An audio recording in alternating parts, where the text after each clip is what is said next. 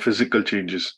And once we know both of these, then we'll be able to, get into some part of discussing the assessment criteria. So what we're going to do is obviously look at broadly just the learning outcome first by understanding what we mean by physical changes and what we mean by, physiological changes. And then at some stage, we'll start going into a bit more detail to understand the process of aging. And then because today's session is more or less associated with understanding why aging occurs, what are the factors that are considered,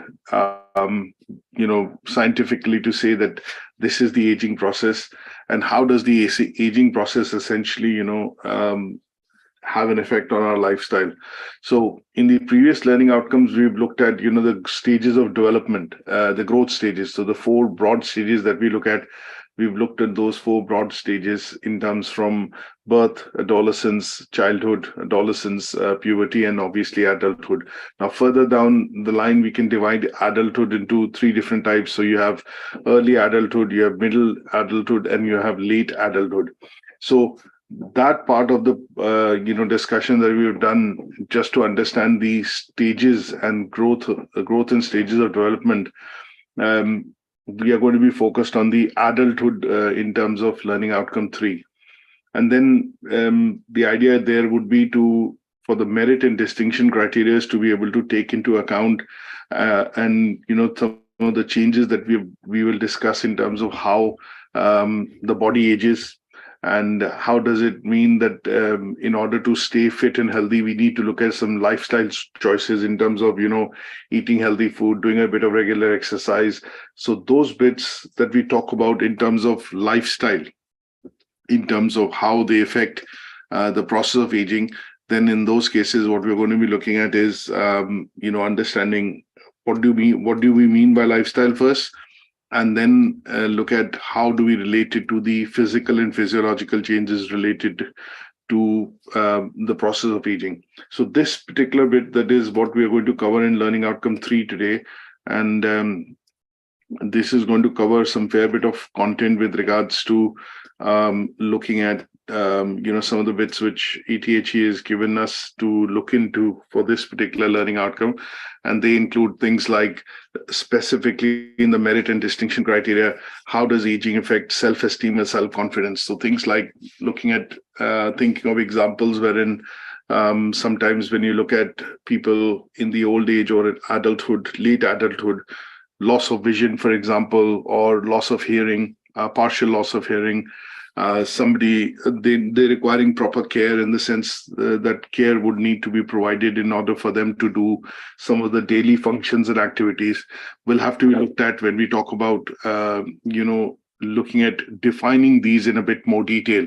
So what do we mean by lifestyle changes and how do they affect us physically? So physical changes in the body, in particular loss of hearing as an example, and loss of vision or partial loss of vision and hearing would have some sort of an impact on your self-esteem, confidence, some of the activities being done by others. Those are the bits that we are going to be looking at elaborating. And when I say elaborating, what I mean by that is we are going to be looking at taking examples to contextualize and understand these effects by not theoretically looking at them, but looking at some of the aspects which have been asked to look into specifically in the merit and distinction criteria. So focus on self-esteem and self-confidence.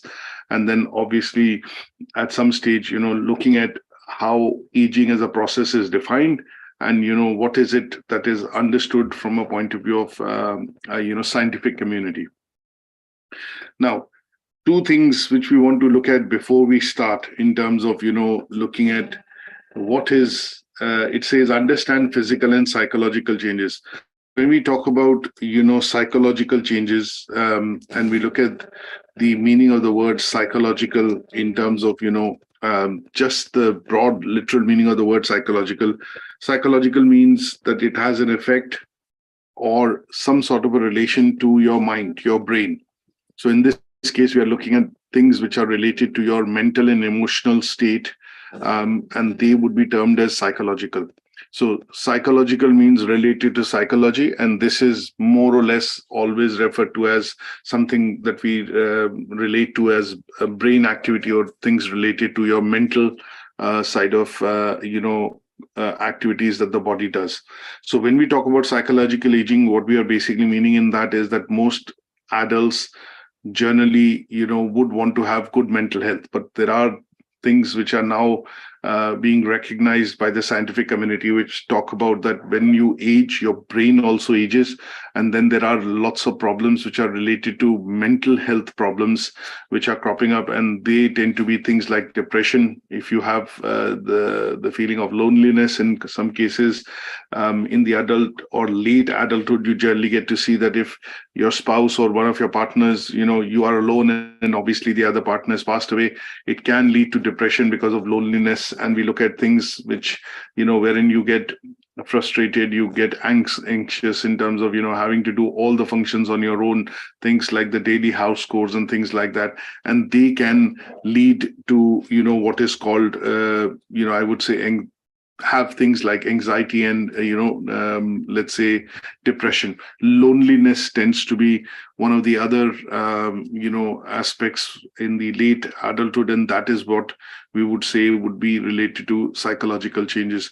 Now there are lots of other lots of other illnesses which have been diagnosed in the modern era, which tend to have let's say an impact on your mental abilities, and they tend to be things like schizophrenia, you have dementia, you have Alzheimer's disease, and they tend to be the changes which are happening in your body physically in terms of your brain activity in general, and they tend to be what are called long-term mental disorders, and they essentially limit your ability to be able to work and carry out some of the functions independently.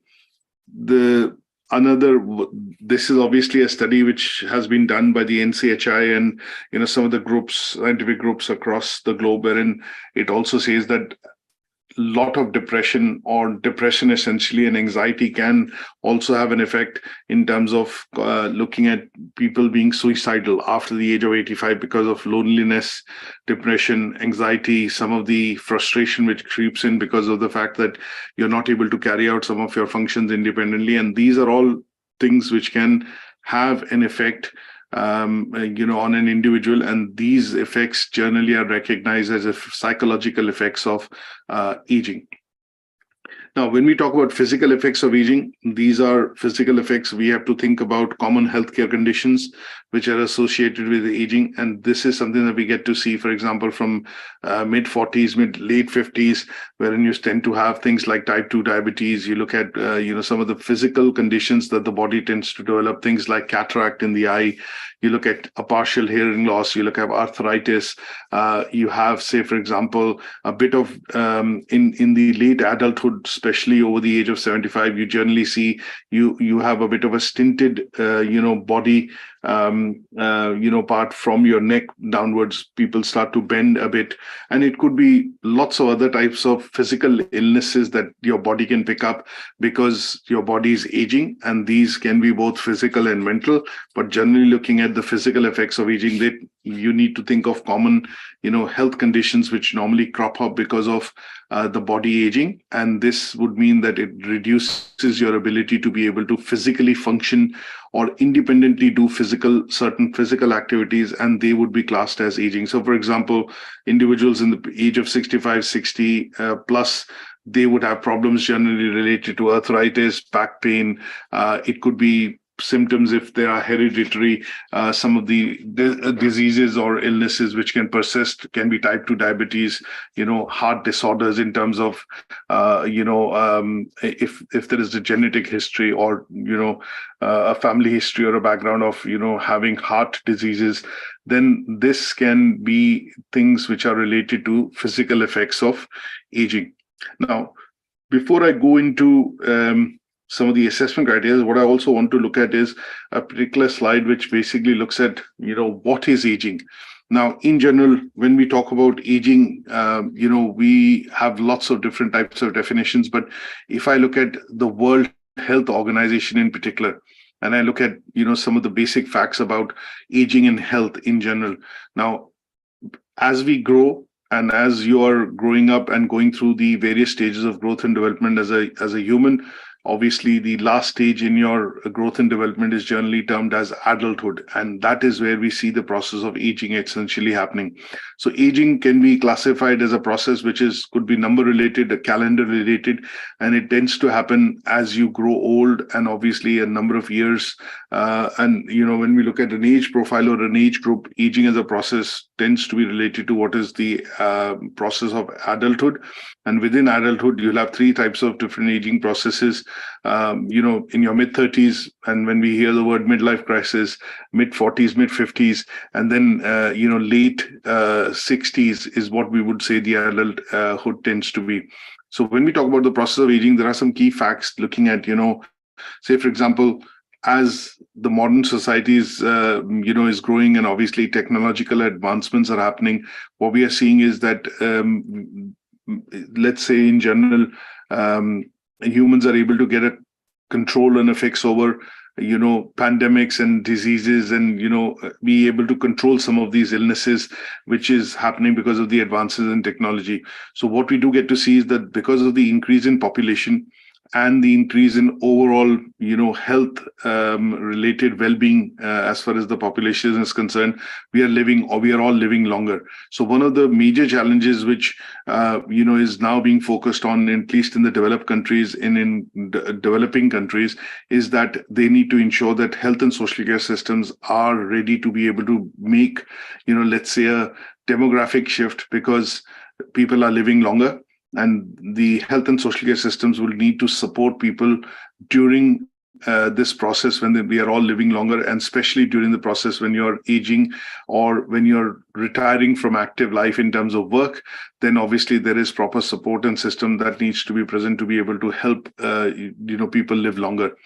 Now, some of the statistics and other bits which are compiled as studies and research, they say that by 2050, 80% of the older people will be living in lower and middle income countries. So as you see, countries like India, China, Indonesia, Pakistan, and some of the other countries in the Far East and in Africa region in particular, they have a growing population.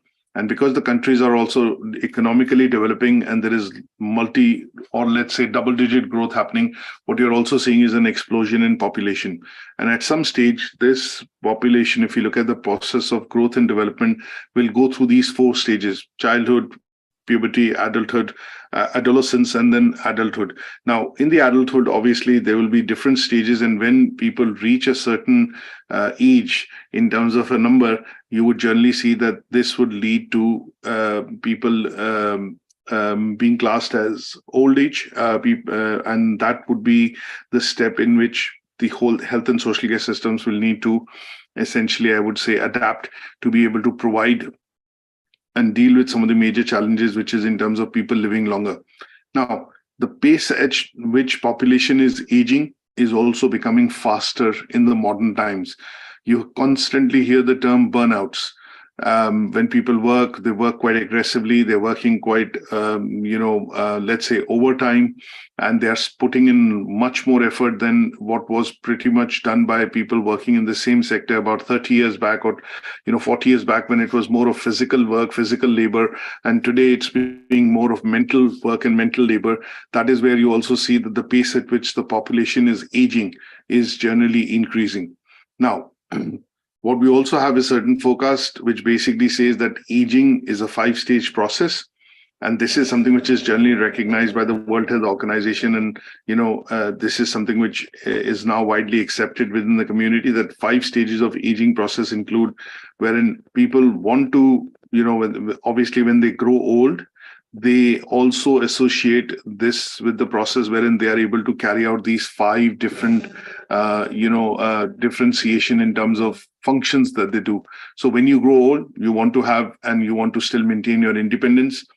When you grow old, you are also a part of an extended family or a system wherein you are a father, you're maybe, a mother, you are also a grandmother, and you have grandkids, and your kids have great grandkids. So in some cases, we generally see see in families there are 3 or 4 generations, and that is where the process of interdependence comes in, wherein you are in the late adulthood stage, and that is where you have more dependence on the family and the family support system to be able to carry out some of the basic functions and tasks which are required on a day-to-day basis. And they could be things like bathing, food, things which are related to medication and care which is required.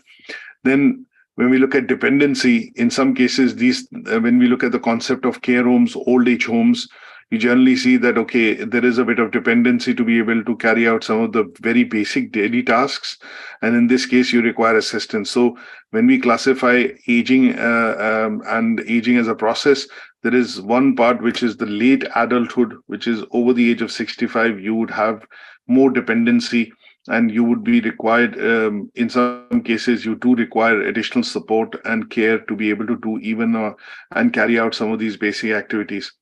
Then obviously there is crisis management. If you are, say, for example, having a critical illness or have some underlying conditions, which could be things like overweight, obesity, some sort of heart-related disease, pulmonary diseases, or you're prone to catching certain common illnesses during certain periods of the year or times in the year, things like flu and other bits, then in those cases, obviously your family support system and others around you need to be able to constantly monitor and provide medical care. So this is where the concept of old age and adult home, old age homes and adult homes comes into play, wherein you are then more or less being constantly monitored in order to be able to, do some of your functions. But also if you do need help, then obviously professional help is available to be able to carry out and obviously look at diagnosis and, prevention of any harm or hurt which could happen because of accident or because of negligence in providing assistance and care. And then when we look at, people who are living, this is again something which is a number, say, for example, in the World Health Organization, which basically, predicts that, when we look at countries or developed countries in general, countries like Italy and Japan and some of the countries in Europe, typically they have a high number of people in their late 60s and 70s, wherein the average lifespan, in Japan, for example, there are over 21,000 adults which are over the age of 100. So if you look at the average lifespan in certain countries, because of the best medical facilities available and care available, and obviously developments in terms of technology and other systems, you see people generally living longer. So in this case, when you look at number of people or persons which are aged over the age of 80 and older, they are expected to rise between 2020 and 2050 to 426 million. So in this case, when you look at things that we will discuss, things like changes in your lifestyle, self-esteem, self-confidence, depression, anxiety, which is something that people experience when they are alone and they have lost their partner and are over the age of 80 or 85, suicidal, abilities which tend to, or thoughts which try to come in. Then in those cases, you also look at patients which will require what is called the end of care life or end of life care.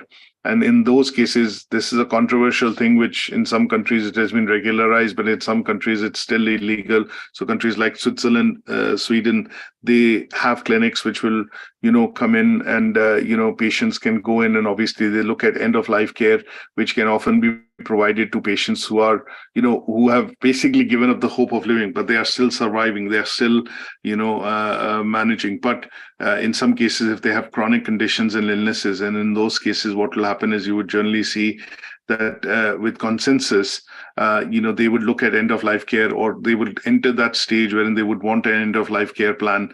And then this is where they would need, support. Their family would need support. So these processes or stages, as we see, of aging are now very widely recognized. And this is something that we need to be aware of when we talk about aging process.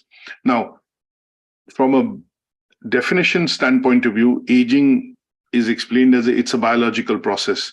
So when we look at aging and when we talk about aging from a scientific perspective, it's a biological process. It happens because aging results due to the impact of accumulation of wider, let's say, factors which could be related to from a science and a science part. I would say molecular changes which happen in your body, or cellular or microscopic, changes, molecular changes which happen in your body, and they tend to be things like your cells aging, for example, your ability in terms of your body to be able to replenish some of your basic cells like the red blood cells, the white blood cells, the platelets essentially. And this would generally mean that over a point in time, as your body starts to age at the molecular and cellular level, there is a gradual decrease in your physical and mental capacities, and increasing risk to diseases, and basically your body's immune system becoming weak, and that is where your body then becomes more prone to picking up diseases or illnesses, and in some cases this can be fatal, and obviously it leads to death. So when we talk about these changes, they don't tend to be essentially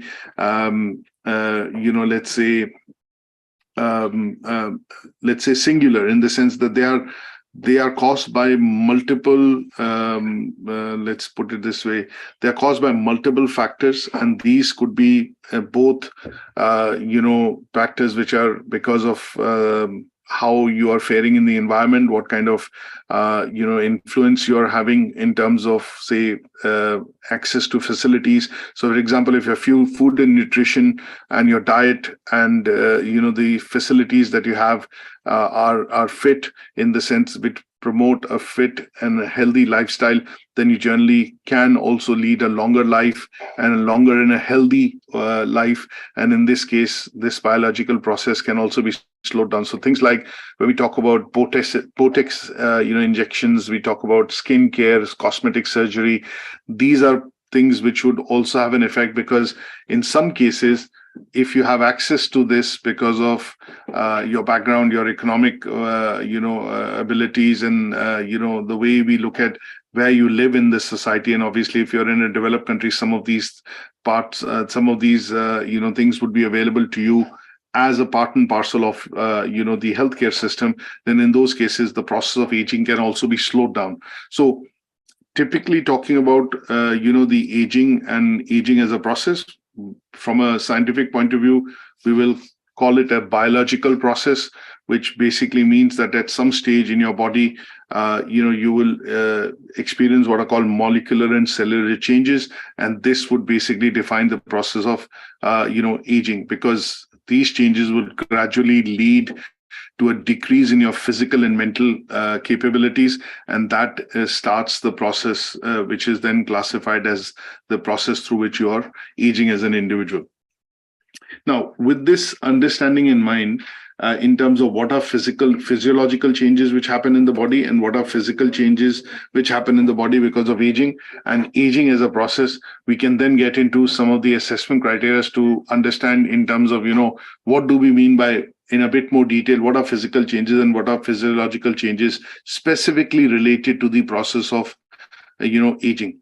Now, if I generally visualize now in terms of what is aging as a process. Aging as a process it's a number. You're growing, your age is increasing from the time of your early childhood. And if I define the 3 stages of adulthood, as I mentioned, early, middle, and late adulthood, we would classify that early adulthood as when you leave and become from a teenager, you recognize as an adult. That generally tends to be between 20 to 35. You would obviously undergo a lot of changes in your body. There would be changes in terms of, your physical appearance in the body as well. And they tend to be then these changes which have happened just, in the second phase, adolescence and puberty, would generally last you throughout your life. Now, when we look at this as a process through which you go through in terms of age as a number, and that classified between 20 to 35, that would be termed as early adulthood. When we talk about middle adulthood, you're looking at ages roughly between 35 to 65. And this is where you have noticeable changes in your body in terms of, say, for example, things like your grays, hair graying, or changing of color in your hair, specifically graying of the hair. You look at maybe developing, weaker vision, which would mean you would need glasses. So there are some changes which are happening wherein you would need to make changes to be able to adapt to those changes on your body so that you are able to still function as a normal individual and do and carry out some of these physical activities that you do on your own without your independence being deterred. So in this case, some of these noticeable changes tend to be in your skin, your hair color. They could be related to your vision. And in terms, when we look at this particular age and the classification of adulthood, you generally see that you'll also probably look at starting to take some supplements or dietary supplements. You'll have a bit of a change in your lifestyle and routine. And this is to ensure that you can continue to have the same lifestyle physically, because at the same time, referring back to what I said earlier, is that aging is a biological process and it impacts as there are changes in your body at the molecular and the cellular level. So in those cases, this is something that will now start to make visible or give you visible signs that yes, this is the second stage that you're going into. And then when we talk about late adulthood, we are going to be looking at physical changes which happen in your body after or in and around or after the age of 65. And they would generally, have a profound impact on your body and the way you function. So in some cases, you would look at physical changes which could be quite easily seen and manifested in the body. So for example, sometimes you see stunting in terms of your height. You also see a major, let's say, impairment in your vision, loss of hearing. You would also see some of the illnesses which, your body was quite immune to, or was, you were fit and healthy. And this then tends to have an impact on, obviously your physical appearance of the body. And this physical appearance of the body could be in some cases, when we look at ladies in particular, after the menopause, you generally see calcium deficiency coming up, bone matter loss starts to happen. And that is where supplements, and other type of medication is something which becomes a regular practice that you have to adapt to. And in order to do so, that helps you to cope with the aging, which is the physical process of aging happening in your body. Now, general conditions like arthritis, heart disease, diabetes, malnutrition, your body starts to need, when I say supplements, you start to take supplements on vitamin side, or nutrient side. And these are done primarily to keep some of the basic functions of your body going. And these basic functions of your body, when I look at, would tend to be things like, for example, reducing the dissolving of calcium in your bones.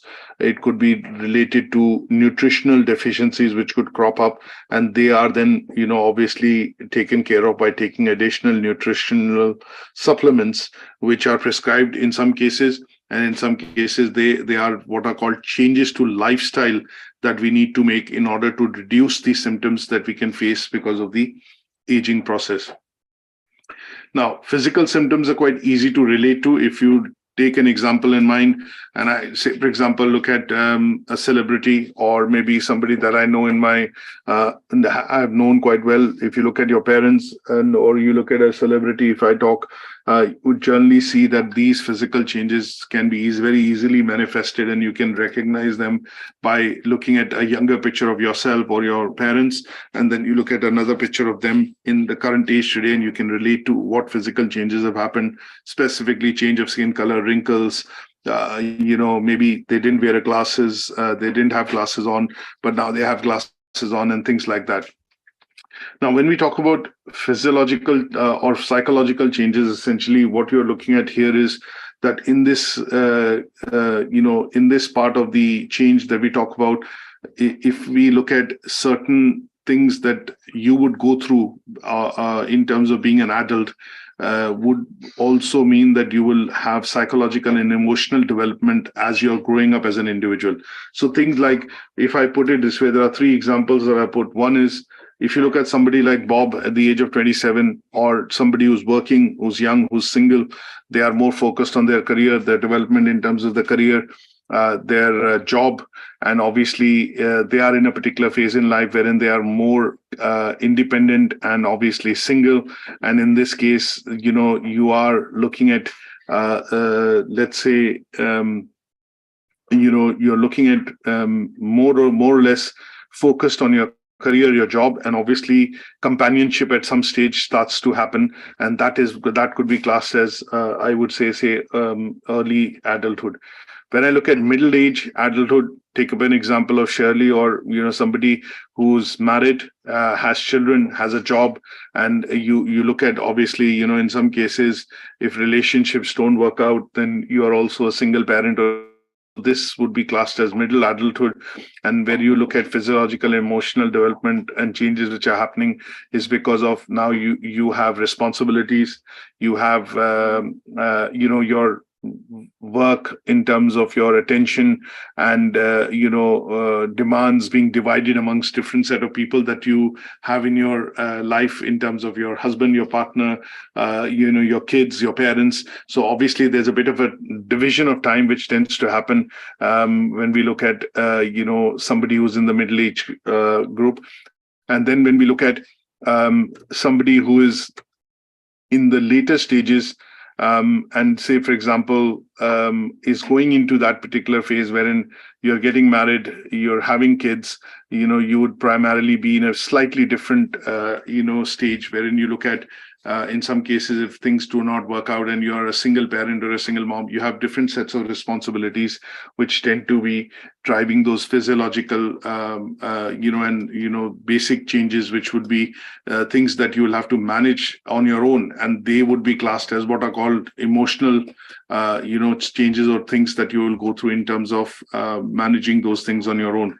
So when we look at these three different examples, what you can do is you can look at relating to, in some cases, what could be the psychological changes that you see happen in your life, and what are the emotional requirements and changes that you see happening in your life, because you are single. In some cases you're married, and if you're single and you have responsibilities of being a single parent, then you would have different ways through which you will experience some of these psychological and emotional changes or developments which are happening as far as your adulthood life is concerned. So when we in general talk about changes which are related to psychological side of things, we are going to be looking at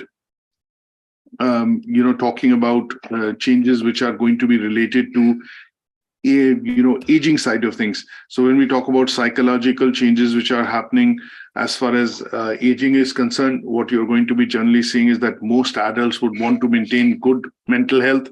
You would want to look at staying away from, say, for example, factors which could do away with your independence and have maybe a far-reaching effect on your lifestyle.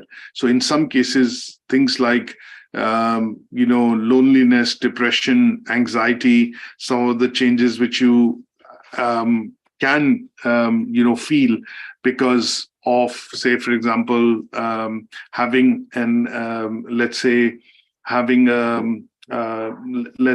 let's put it this way, having to lose somebody in your life early, or somebody who's very close to you that you relate to, and if you've had a loss, then in those cases, some of these changes that you have because of the loss that you've had in the recent past, or maybe something which has been taken away from your let's say from your lifestyle, which you considered that it was something that you will have, and it is something that has been taken away, then in those cases, some of these changes that you get to see would be behavioral and they will be psychological, because that will mean that you would need to adapt to some of these changes which have happened because of society, because of maybe changes in your family system, maybe changes which have happened because of your changes in your career, in your job lifestyle, or maybe sometimes taking an example here would be that assuming during COVID,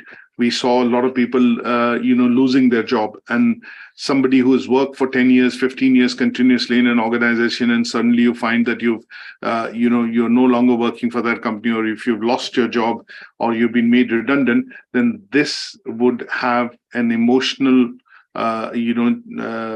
requirement in terms of for you to be, let's say, emotionally dealing with this, is because something which you have understood that is going to be a part and parcel of your life, is something that you've anticipated that you'll always have or always be working.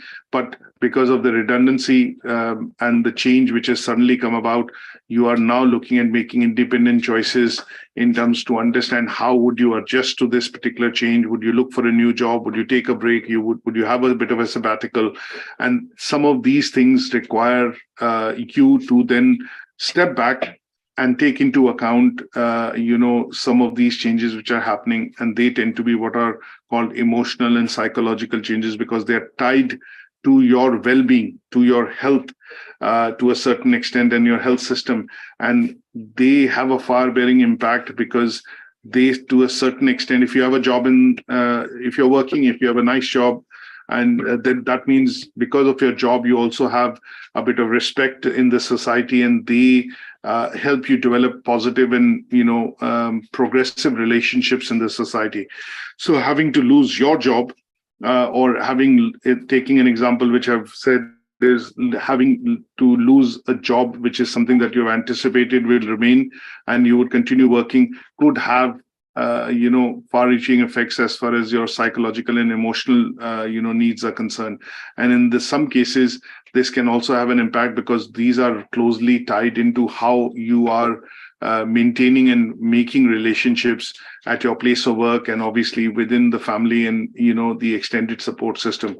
So another example that I would give you when you look at relating to psychological and emotional developments could be, in the previous example I've said, okay, Shirley got married, or Joe got married to his sweetheart, and obviously if it was a relationship which ends up abruptly, and you split up in your marriage and you face a divorce, then in those cases the activities or the events that you go through while you're going through a divorce, from being married to becoming a single parent or a person again, that would have psychological and emotional changes, or that would put your body through psychological and emotional changes, because of the fact that you were always looking at that, no, this is something which could not happen. And in some cases, it can lead to a bit of a shock, and a lot of readjustments would need to be done in order to, go back to the lifestyle or go back to a situation wherein you feel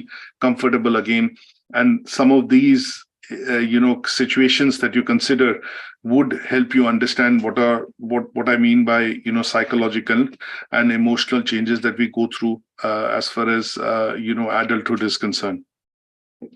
Is that okay? Any questions on this so far? No, I'm okay, thank you. Good stuff.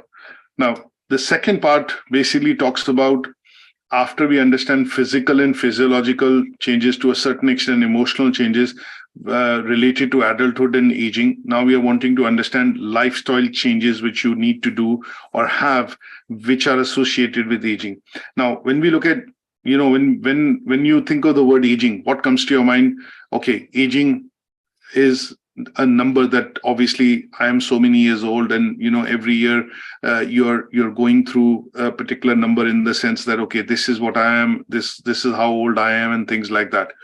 But when we talk about aging, what do we relate to when we talk about aging? So aging from a biological sense is aging of your cells and your body, and obviously it is at some stage, let's say, leading to you having to make changes and adjustments to how your body is essentially functioning. And when we talk about psychological changes related to mind, emotional, mental state, and they could be because you faced a trauma, you had a major event in your life like marriage or divorce or having a kid, and they would take your body through some sort of psychological and emotional changes. Now, when we talk about in some cases, how does that affect you in particular, and what are the kind of choices that you would need to make in order to ensure that these are changes which are going to be positive for you, and these changes do not impact or have a severe impact on your psychological and emotional state. And this is where we classify them as what are called lifestyle choices. So aging in general would relate to wrinkles, graying of hair. You would look at maybe some of the activities, in terms of response time, they take a bit more than what they were essentially when you were a teenager or when you were a young adult. So sometimes you see that, if I give you a literal example, if I could run 100 meters in about 15 or 16 seconds, but with aging, what has happened is, because of my flexibility, my joints, my bone structure, and how I put on weight, now I need to run the same 100 meters, but I do it in about 25 seconds. So what do you see in terms of changes? These are physical changes which are inhibiting some of your abilities to be able to carry out these functions. And what I'm hinting to in this case is the time frame in which you do some of these activities is being affected because of the changes your body is going through, and they are what are called physical changes. So some of the physical changes that you get to see are quite apparent, and they are quite commonly noticed. So things like aging of hair, maybe aging of your body, which could be through wrinkles, graying of hair, and they are something which are visibly noticeable. Sometimes you see young people, the color of their teeth, for example, when you look at the let's say the respiratory system, your ability to be able to have physical stamina. These are bits that you generally get to see from a physical point of view. Now, when you see the process of aging, and at some stage when you reach the age, say in middle adulthood, when you reach a stage of between 40 to 50 or 45 to 55, you generally get to see that there are changes which are happening in your body, and they could be physical, they could be internal. Some of them are visible, some of them would need to be looked into from a medical perspective. And that is where sometimes you get to see that, okay, now I need to go to a GP.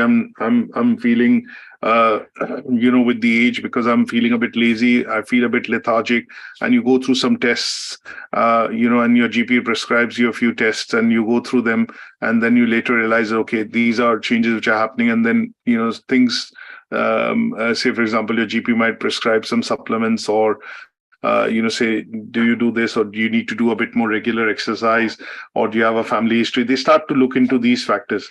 Now, lifestyle changes in general, when we talk about lifestyle, would be defined as the way in which you live, or the way in which you basically look at, making choices in terms of, for example, how do you look at things? How do you interact with people? In some cases, it could be the way of your living, and they would all be classified. If I say, how much do you sleep when you're younger? And when you are in your teenage, you probably can be working, 14, 15, 16 hours, 18 hours, and you would need less amount of sleep. But the moment you look at somebody who's in their mid 40s, early 50s, they would probably need 8 or 9 hours of regular sleep, because of the fact that their body feels a bit more tired, and, physiologically they feel, physically they feel a bit more tired, and obviously they need a bit more rest. So in those cases, this is where you would look at your lifestyle, and you would consider bringing into your life, your day-to-day routine, changes to your lifestyle, which would help you adapt to doing the same activities that you were doing in your early adulthood or your middle adulthood. But because you want to continue these activities, you have to look at what are called making lifestyle changes. And these could be changes in your eating habits. These could be changes in the way you look at things, manage things, do things physically and mentally. And this is where what we are looking at is, in this particular criteria, is what are the lifestyle choices that are associated with, aging. So some of the ones that I've put together, if you think and put on your thinking hat on, if you think that people in their 50s, what kind of changes they are making? They're eating some different kinds of food. They're avoiding fatty foods, because it can lead to what are called, cardiovascular diseases in terms of heart attack, blocking of arteries, higher cholesterol. You're looking at, things which are associated with your cardiovascular system. And say, for example, sometimes people, look at decreasing their protein intakes, which is primarily through meat. And this is because they want healthy kidneys. They don't want, kidneys and liver to be affected. You don't want to become obese. And in some cases, because your protein requirements in terms of, daily protein intake requirements become less. And in order to control your weight, as a factor not leading to being obese, and maintaining a good healthy lifestyle to keep cardiovascular diseases away and your system healthy, you make these lifestyle choices in terms of not having certain types of food. Now, when I look at physical activities, in order to make sure that because you want to be fit and healthy, you want to be mobile, do not want any say, for example, any impediments in terms of your physical activity. Sometimes you would see that people would give up certain type of physical activities when they grow up and mature in their age beyond 50s. Things like running.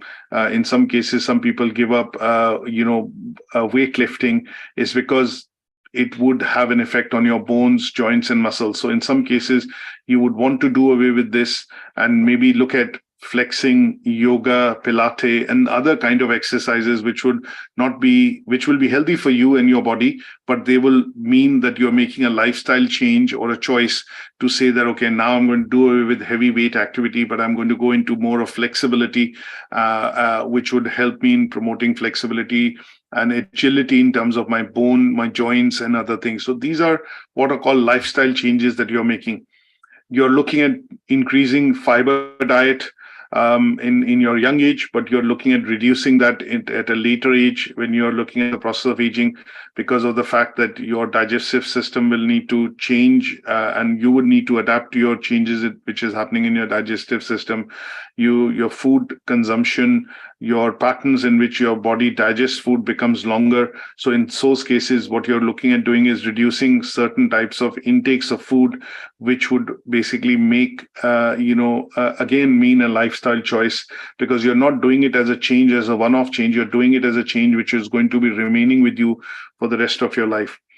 Then there are changes that can happen because of, your changes in the body, things like your bladder, urinary tract. You look at people with old age, they tend to go to the toilets quite often because your, ability to be able to retain and hold, because of the body changes happening, the physical body changes happening, require you to make changes in your lifestyle. So sometimes you would see they would restrict the kind of drinks they have or reduce the amount of alcohol they take. And this would mean that, again, this is a lifestyle choice that you're doing, which would help you keep your body fit, but also at the same point in time ensure that you are not then severely or inversely impacted by negative health because of the outcomes of overconsumption of, say, alcohol and other things.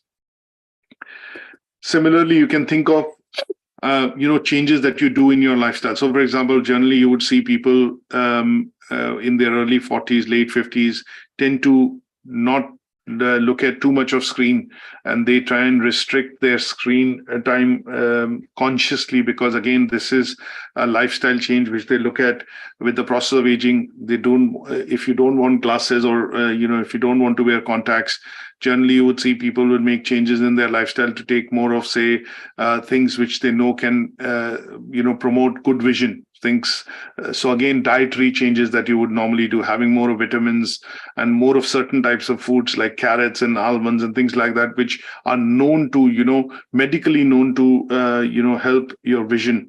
So these are things which are being done in terms of changes that you're doing to your lifestyle, and they are being done in order to ensure that you are able to live longer, you're able to live healthy. And these are lifestyle choices that you can think of when we talk about this particular assessment criteria. So things related to your skin, your weight, your metabolism, your eyes, your vision, your teeth, your body in general, and some of the things that you would look at from a point of view of physical activity that you do away with. And these are changes which are going to be relating to the lifestyle choices or changes that you're making in your lifestyle in order to cope with the process of aging. Is that okay? Any questions? Yes. No. Okay. Now, on the merit and distinction criteria, what we are looking at is they are extending the same physical and physiological changes to be discussed. So 3.1 talks about physical changes, and the 3D1 criteria talks about lifestyle choices. So here is what, in order to cover these tasks, they are an extension of 3.1 and 3.2. What we have to do is take up an example to explain what do we mean by physical changes, discuss the pros and cons, and they have asked us to discuss the pros and cons on the basis of self-esteem and self-confidence. So when we look at physical changes associated with aging, they can have a serious effect on your self-esteem and confidence. Now, how can that be? If you think of a condition wherein, for example, as you become old, your skin becomes to droop and drop and it becomes wrinkly. Now, this can have to a certain effect, a direct effect on the self-confidence and esteem of people in general. If they are generally known and they have seen themselves as somebody who, have maintained a very nice, beautiful lifestyle in terms of being beautiful, and if suddenly this change tends to happen, and it could be because of maybe an incident that they've had, if it's caused by burns, or for example, if you've had a life-changing incident wherein you've undergone a surgery and because of which you've had this, then it can have a knock-on effect on your self-esteem and confidence. So in order to look at these changes, sometimes what people do is they take recourse to getting, say, for example, cosmetic surgery done, plastic surgery done. You look at Botox injection to lift, or fillers that you normally see, which people get into. And this is being done primarily to slow the process of aging at their end, because they mentally and emotionally do not want their self-esteem and confidence to be knocked down. So in those cases, when we look at these physical effects happening, which could be because of loss of hearing. So in some cases, you look at people wearing a hearing aid, you would generally wear one, but in some cases, if you're able to afford a better one, you'll probably wear a very thin one, which is not normally visible in your ears.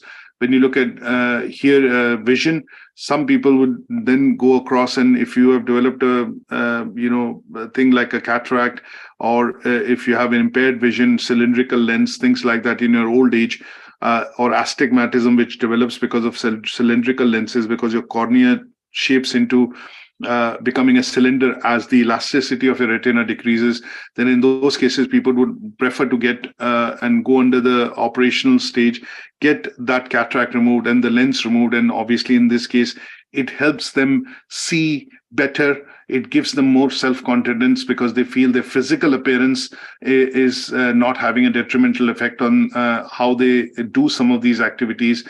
And that is where you see the confidence not being knocked down. And obviously for their self-esteem, some of these procedures or processes, they undertake. When I say they, I mean mature adults. They go into that process to ensure that their self-esteem and confidence is not knocked down.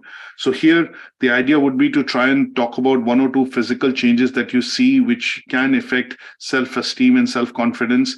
And the idea here would be to take an example of, again, a well-known personality or a celebrity, and that would help you cover this task. So when you see celebrities, they undergo a lot of cosmetic surgery or, plastic surgery or, some of the other bits, because they've maintained a particular lifestyle. If you've been a Miss World, or if you've been a model, or if you've been somebody who's a celebrity on the TV, then you would, in order for your self-esteem and confidence to not, remain the same and not feel that you've lost that, in some cases, you would look at this as a process. Is that okay? Now, the last one that we want to look at is evaluate the choices that you make when you look at the process of aging. So we've discussed this process of aging, and what choices that you would need to make in terms of your lifestyle would be eating healthy, regularly exercising, avoiding certain types of food, quit smoking, look at reduction in alcohol, maintaining your weight, and these are the kind of things that you need to discuss with an example here to show what influence your what choices you would make to have make a permanent. These choices will help you make a permanent change in your lifestyle so that you can better cope with the process of aging. Is that okay? Any questions on this so far? No.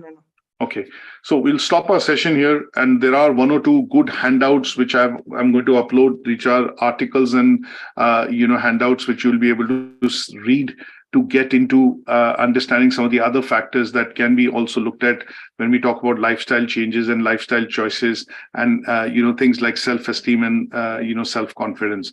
So along with this presentation, there'll be two in particular. One is a healthy review report from Age UK, and there's an article that I put in which basically talks about lifestyle changing factors and how it affects choices essentially, and how they affect the aging process. And I'll catch up with you tomorrow. All right. Thank you, Mr. Singh. Okay. Thanks, Shelia. Take care.